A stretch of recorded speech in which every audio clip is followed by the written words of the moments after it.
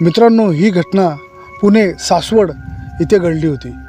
सासवडमध्ये जो दिवे घाट आहे, ह्या घाटामध्ये ही घटना घडली होती। कैलास नावाचा एक 35 वर्षीय तरुण हा सासवडमध्ये राहायचा आणि त्याचे जे पाहुणे होते ते पाहुणे सगळे पुण्यात राहायचे। मित्रांनो, एक दिवस रात्रीच्या वेळी त्याला कॉल आला, अर्जंट त्याला पुण्यामध्ये यायचं होतं। त्याच्याकडे जी गाडी होती स्प्लेंडर, त्यांनी ती गाडी काढली आणि तो पुण्याच्या दिशेला निघाला।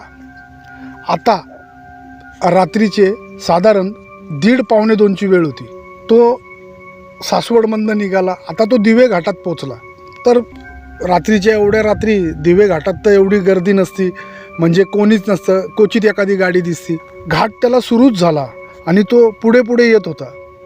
तर त्याला रोडच्या डाव्या बाजूला दिवे घाटात